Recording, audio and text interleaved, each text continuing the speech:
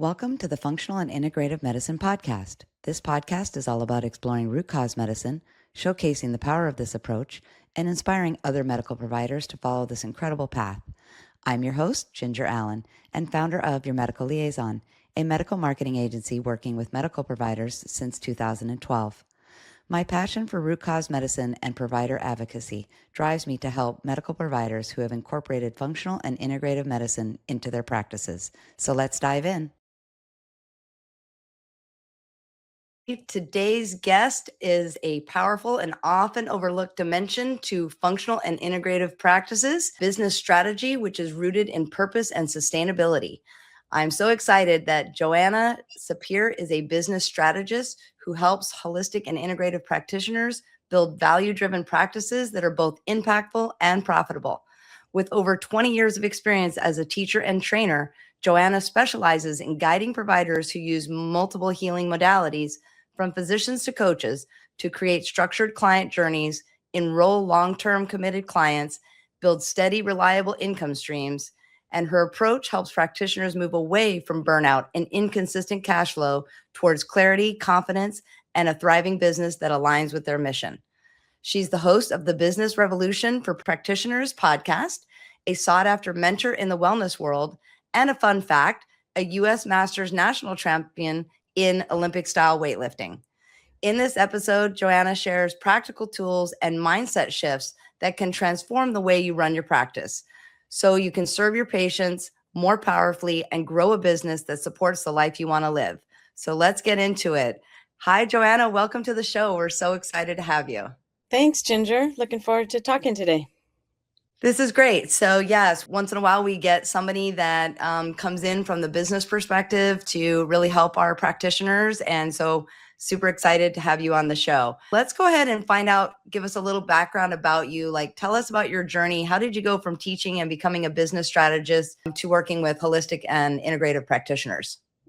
It was all very organic and a little bit by accident. It's by accident that I started my first business. So my calling was to teaching. I was a high school history teacher for 10 years. And the accidental part was that of course it wasn't an accident, but I ended up opening a strength and conditioning gym. This is back in 2008. And that really was kind of by accident. I moved to a new town in a new county, and there was no place to do the kind of training that I had been doing. And so I was like, well, I'm just going to create it. And I did not have like entrepreneurial visions. I think this is very similar to all health and wellness practitioners. Like, it's not about like, oh, I'm going to be an entrepreneur and start a business. It's like, Right. no, I want to help people with these skills I have. Right. So I started this gym and, very quickly realized like it took off, actually. I mean, it took off. I was all alone. It was just me. And I was slammed is basically what happened. And I was the single mom of 2 young kids at the time. And I was like, whoa, I got to learn how to run a business because I have no idea how to do all of this and serve the clients and be there and split shifts. And it was just, so much. So I was like, okay, let's learn how to do this. And just set about reading books, reading articles, hiring mentors, figuring it out, and did figure it out, more and more over the years, and kind of set a vision like, okay, I don't feel like this is my life's work, this gym, it kind of, again, was sort of accidental and organic. And I was like, so let me build it to sell it. Let me build it to be something that can run, sustainably and profitably, that somebody wants to buy. And so that's what I did. And so by the time I decided to sell, people had already started coming to me and asking me for help because I was, like you said, I am a weightlifter. And so I was, getting all these services like body work and doing my own like coaching and naturopathy and all these different services for myself. So I knew all these practitioners and I was working with them, and they were amazing people who had the classic problems. Like, they might be like totally busy, so busy and overbooked, right? Have no time for anything. Their own health was like going by the wayside because they were so busy. Or the opposite end is like, oh, well, maybe it's not even the opposite end, that kind of up and down months thing. It's like, sometimes you're really busy. And then sometimes it's like, where are the people? Where's the money going to come from? This totally unpredictable revenue kind of thing. So people that knew me started asking me for help. And I also was hired, I was recruited by a fitness business coaching company to also start coaching for them. So I was doing that on the side before I even sold my business, and knew like, oh, this really fits my like teacher self along with everything I'm doing in business. And so I thought, when I sell this, I'm going to open a business doing just this. And that's what I did. It was like 9 years ago. And so I've been, yeah, working with practitioners, helping them in their businesses ever since. I love that. What inspired your focus on helping practitioners build more structured and sustainable businesses? I am a person that needs structure and predictability, you know, that's like my sanity. Most health and wellness practitioners, and plenty of other industries, I'm sure, but this is me and who I am and where I am. But most people just have jobs. You know, most people they own the business technically, but they are just like booking sessions. They're just trading their time for dollars. Like they have just made a job for themselves. Yep. And where, you know, if they go on vacation, they don't get paid. Like that's just a job. I mean, it's Right. it's maybe even worse, because with a Right. good job you get paid vacation, right? Right. It's like the income stops if you go on vacation. The income stops if you have to take care of a sick kid or a sick parent. You know, the income stops if you stop. Like that's not You go down. Right. right. It's like that's just a job. And so because I figured out how to do something different, it's like I want to bring that to people, you know. Like there's so much more freedom available for you in your life, like time freedom, financial freedom, etc., to live the kind of life that you want by learning how to put the right structures and systems in place in your business. Yeah. I love that. And I think practitioners really need that guidance, because you're right. You know, they get really sucked in and it becomes really your life. You know, you can't have a life because your life is running your business. You know, what do we say, Joanna? You want to work on the business, not in the business. So let's dive into that a little bit. So what are the challenges that you see these practitioners facing that led you to develop this methodology? You know, we know, we know that they get sucked in and they're doing everything from seeing the patients to doing the doing the books to answering the phones. So tell us about the methodology that they help them with. Yeah, I mean, you first asked, like, what are they doing wrong? I don't know if you all listening, it's like you might be a little beyond this stage and have hired some help, but the overall picture is that when practitioners first get into business, they think financially in terms of how much am I going to charge per session or for per service or whatever.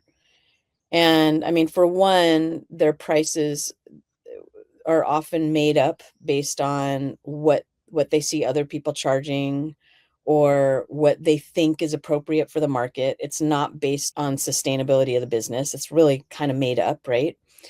And then so let's say take this price, let's say it's, $200 a session, just making up a number. And then you go like, well, if I want to make this much money, how many sessions do I need to book? It's so interesting because sometimes I have people who have been working with me already and we get out of this mindset, but it's so ingrained that sometimes they'll still talk to me about, I had this many sessions last week, as if like that's a metric. It's just not that's actually not how it should be. And so what happens is they'll end up filling their schedule, because to make the money they want, it's all kind of backwards, right? If my sessions are $200 and I want to make $1,000 a week, 5 sessions per week, or whatever, 10,000, etc. And so then it's just about filling those sessions, but that session number now has been made up just based on this made up price. So that might end up 30 hours a week you're working in client facing sessions. And when is the time to like actually lead your business?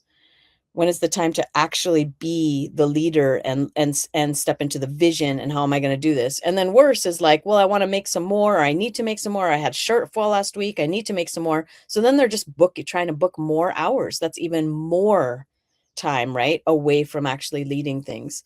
And so just to kind of note what I consider leading your business, or what's the working on the business stuff, I say that there's 5 departments in your business. And so your client services is fulfillment, right? So that's just one. Then there's marketing, which they hire you. That's a department. Sales is its own department. It's not Marketing and sales are Correct. 2 different That's correct. departments, right? Correct. And then financial management, and then operations and administration. I'm sure that plenty of other people have different structures and frameworks for that, but that's what I operate off of. And just to give people a picture, like these are all the different things. Like, and if you're the owner of the business and nobody is responsible for that department, you are. You're responsible for that department, or you're responsible for leading the person that's responsible for that department. And leading Right. that person is you're the one that sets the goals and objectives, right? And if you're not doing that, nobody's leading. Right. And that's the kind of stuff. So I actually say that like a solo practitioner should, of their total business hours, I mean, we actually, with my clients, we start with how many hours a week do you want to be working? Again, this is like the reverse of how so many people go, I'm going to charge this much. So how much do I have to work? And No, the yeah, work is not you're that much. reverse engineering it. That's so smart. Yeah. So how many hours do you want to work in your business? Like for the lifestyle you want, right? Right. Of those hours, I say that a solo practitioner, like 50% of your work hours is client facing, and 50% you're leading the business. You're setting the vision, you're setting the objectives, you're making sure you're on track. You're doing any parts of all those other departments that are your responsibility to do if you don't have a team. So it might be all, or it might be some. Right. And then the more advanced your business is, if you have practitioners in your practice that are underneath you and so on, and you have administrative staff, et cetera, the more advanced your business, the fewer client facing hours. That's right. You are more and more leading the business forward. So yeah, just What pitfalls of just how we get you're in. you Yeah. were going over your methodology, which I think you covered that very well. Can you share a story with us, like give us an example of a practitioner who transformed their business using your framework or sales processes? Oh, I mean, there's just I so mean, I many. know there's a lot, but Yeah. do you have one that, kind of resonates, either that was recent or somebody that was really impactful that stood out, that was just like, drowning and now they're flourishing type of scenario? Yeah. I mean, I'll just share a really simple story, and that's just so common. I mean, this is just who my people are. So I'm thinking of an acupuncturist. I'll just call her Kay. And, you know, you come out of school, acupuncturist school is something like 4 or 5 years, I think, Chinese medicine school. And you come out of school, and in school, you're taught to treat everyone that comes to you, and there may be hard cases, and you're taught to go do the research and figure it out. You're just taught to take everyone and treat everyone. So that's what a new acupuncturist is going to do. I actually think it's beneficial to kind of have that in your early stages, is to be trying on a lot of different kinds of patients and clients. But by the time she came to me, she had opened a private practice, but was still, she had worked in previous clinics, and then she was still working in a clinic and had a private practice, and was like split between the two and working 7 days a week. I was about to say 8 days a week, because that's like what it felt like, right? She was Oh working my seven gosh. days a week, and it's just like just to make ends meet, and was just so overworked and had no clear vision, no clear plan. Again, had really created a job for herself in her business, and wasn't letting go of the other working in the other clinic, because she didn't know that she could do it on her own. So she came to me, and so we did all this reverse engineering. And so one of the hallmarks of the work that I do with my clients is that I help them develop programs for their clients instead of sessions. So people that work with me, we stop selling sessions and start enrolling clients or patients in a defined container that has a beginning, a middle, and an end, that has some kind of journey that they are taking their patients or clients on. And so the way we do that is we look at who are the people that you really want to work with. What are the problems that you have demonstrated to yourself, that you figured out are what you really love to solve and can solve. So you start to specialize, right? Which I think probably plenty of your clients, Ginger, have already done. Sure. And so you get really clear on that. Who are my people? But this is an important phase of a health practitioner's business, is to start to go, oh, I don't have to take everyone. I can actually like take the people that I love working with and that see the best results, the people who I know I can really deliver results to because I have figured this out and I enjoy it, right? And you build your business around serving them. You build your marketing around calling them in. Build your sales system around enrolling them in your program. You build your services, your programs around getting them the best results possible instead of everyone. And so that's the process we went through with her. Also, you said in my bio something about multiple modalities. Many people that come to me have gone to kind of like have expanded and expanded and expanded their repertoire of modalities that they have to offer people. So in this case, this is an interesting example. Actually, I hadn't even thought of this when I thought of her, but like she's an acupuncturist, but she actually got really into human design. You know what that is? Mm-mm. It's like one of these sort of, it's kind of like Enneagram or astrology. Like Oh, cool. Okay. Yeah, I think I've heard of it. Yeah. Okay. it's similar to astrology in that it is based on your birth date and location, and like you end up with this big chart. It's this real complex thing. She got really into human design and then also some other form of energy work. And so when we worked together, we honed in. I call them your bullseye clients, those people that you love working with and that see the best results from your services. And she determined that her bullseye clients were like folks that were kind of middle-aged, like sort of older and in like a massive transition in their life. Many of them in career transition, some of them in, menopausal transition, like all just sort of transition. And she designed this program that has all this support. There's acupuncture, there's coaching, there's this energy work, there's human design. And so we built her business to call those people in, right? To talk to those people, to talk to their pains and problems, goals and desires. You're a marketer, like that's who we're targeting and calling in.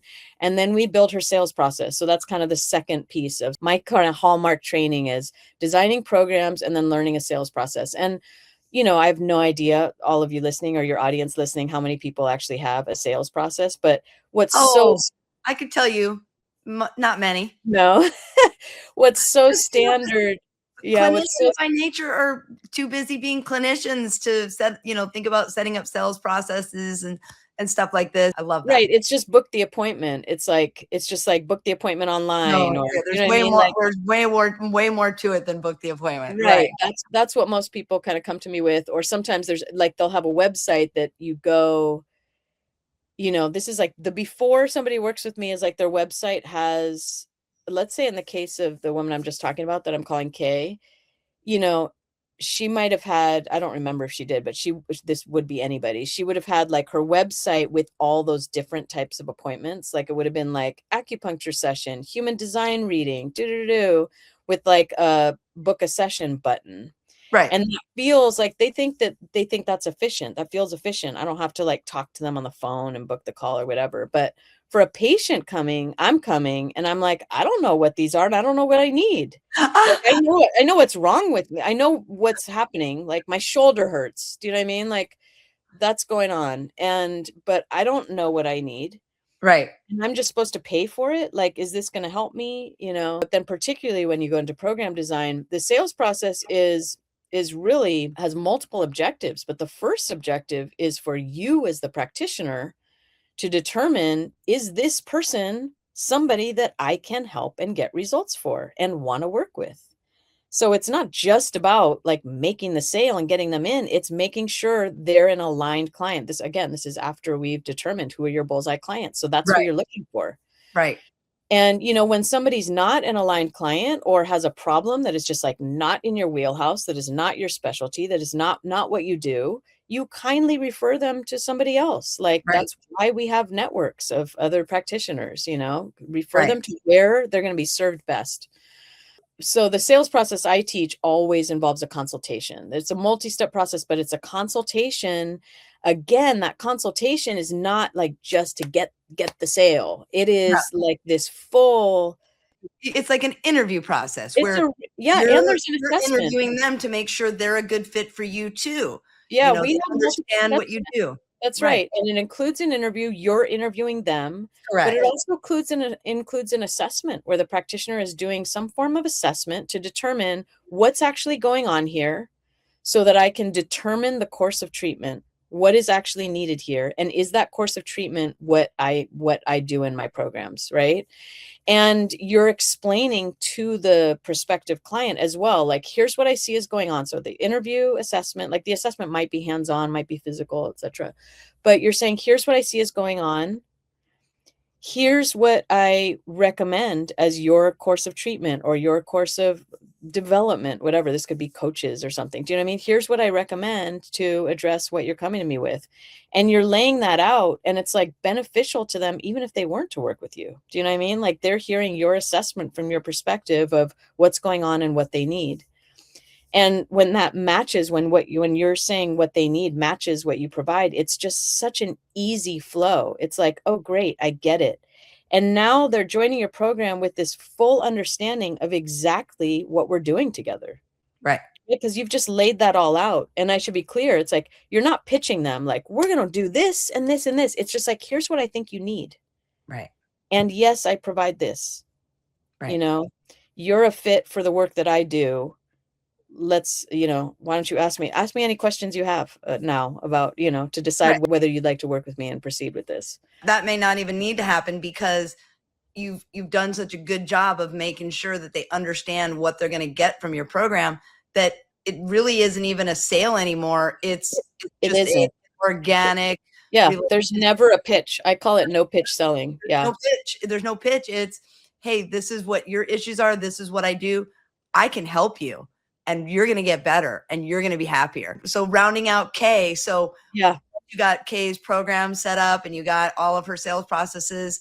How's she doing today? Tell us. Yeah, so fantastic. So now this is who she works with, and she's developed, so she's got these people coming in. She's developed essentially a front end program. So they're coming in, in some kind, if you can imagine, she's an acupuncturist. People aren't coming in saying, I'm in transition in my life and da, da, da. They're coming in with like actual physical pains, physical symptoms, right? Of course.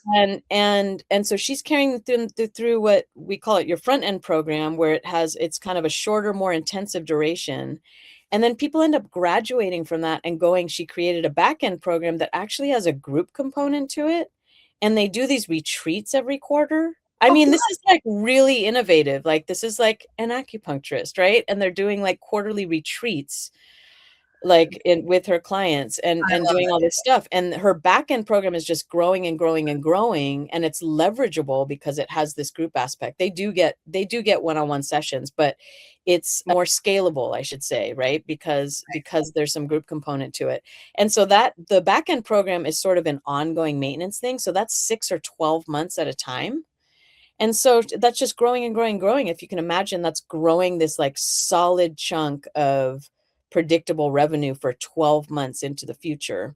And I should note that that's a piece of doing programs as well, like on the business side of things. Even if your front end program is like, well, usually they're like 3 months, 4 months, 5 months. There's all different lengths. Sometimes it's like a 6-week thing, but you're now creating predictable revenue. You're no longer dealing with, I mean, the classic problem in selling the session by session approach is that people drop off. Correct. They drop off, they cancel, they don't come in on the frequency that you say. Right. Do you know what I mean? A lot of times practitioners will do this. They'll sell packages, like a package of 10. That's not actually what I'm talking about. Like, a program is like, no, there's a process we're going through. It's defined. And the frequency that you come in for sessions is all defined. And it may include things that are not in the sessions. There may be some group component to it. There may be online learning component to it. There may be video, podcasts. There's so many different things you can build in to provide the support that people need to get the results they want. And that's the beauty of the program, Joanna. And I'm glad you brought that up, that, once somebody becomes a part of your program, they become a part of you and what you do, right? Totally. So if you've got a back end program that once they are finished with this initial, healing of whatever they need to work on, and you have a back end program to offer that they can stay in contact with you and they can be a part of your community, they're going to join. Yeah, these are raving fans. Yeah, I mean, these are people who are like being served.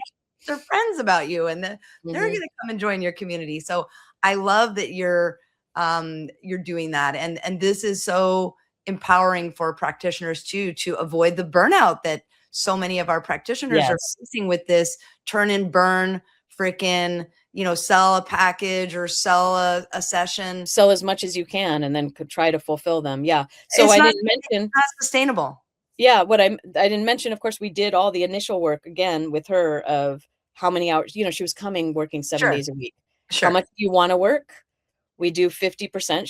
She's solo. She has admin, but she's a solo practitioner. 50% of those hours are client facing. We determine the pricing based on that, on what sustains the business, how much your salary is, how much it costs, your rent, all that, how much profit you want to be making each month, and determine the pricing based on there. So it's, you're not selling a $200 session, you're enrolling people in a $3,500 program, right? And then in the back end, it's, $3,500 a year or something like that. It could be a $3,500 program that, patients can make payments on, it's not Oh yeah, absolutely. Monthly payments, totally. Advance. But yeah, you're building you're looking at it based on the lifetime value of the patient. You're not looking at, oh, I'm going to get $200 here and then they're out the door. So right. Genius, Joanna. I love what you're doing. And I love that you're because you're not only helping the patient, you're also helping the practitioner have a business that's sustainable, that's enjoyable, that's not a burnout, that's, and you're letting them kind of say, I love how you reverse engineer it to say, how many hours do you want to put into this? Well, I've got family and I've got my mom and I've got, I just don't have, all this time. And so they're able to reverse engineer it so that it works for their actual life too, not just their business life. It also, I'm sure you see this, it also makes the work you do so much more valuable. You, Ginger, like marketing. Oh, it's yeah. Like if you're spending money on marketing, it's like you're saying, it's average lifetime client value. How many clients just end up booking a session and not coming back, or a few and then drop off, right? But when every single client you take on is enrolling for the long term, it's your marketing becomes this just a way higher ROI. It's not just, marketing to get a couple sessions in. Yeah. No, I'm all about retainer-based and program-based models for these practitioners, because anything else is just a burnout. So I love that you're doing that. Let's talk a little bit about the trends that we're seeing here. And if there's one core, business principle that you wish every provider knew, what would it be? You can design your business to provide you exactly the lifestyle you want and serve your clients more powerfully than it is right now. Like, those actually fit together. Those are not contradictory. A business that serves your clients better and serves you better, just that it's you absolutely can do that, and you have to think outside the box and not look at sort of the standard industry models, because that's not doing it. Oh yeah. Well, that's why we have such a high practitioner burnout rate, because the old model obviously is not working. So fantastic. I could probably talk to you for hours, just because you've got such a depth of knowledge. But how can providers connect with you, learn more about you, get involved in your programs, your trainings? Give us the digits. Yeah, I think that we have a free gift for your people. So first of all, my website, you're probably going to have the links and stuff, but my website is joannasapir.com. You mentioned in my bio, I have a podcast, The Business Revolution for Practitioners. Most people tell me that they just like binge that podcast. You know what I mean? Like old episodes, sort of start at the beginning. And then the free gift we have, let me see if I can find it. If you don't have it, we have I believe it's a download of like 3 powerful systems for your business. And 2 of them are around the sales system that I was talking about, sales process. Yay. Oh my gosh, that's exciting. Yeah. And so I'll just say out loud and you'll have the link, but the link, it's joannasapir.com/YML for your podcast. Oh, thank you, Joanna. I love that. And we're definitely going to promote that. And I'll definitely send that to all of my practitioners. And thank you so much for coming up with something specifically for our guests or watchers. And I love that. So thanks again for taking the time to be on the show. And I look forward to hopefully collaborating with you more in 2026. Awesome, Ginger. All right. Have a great day.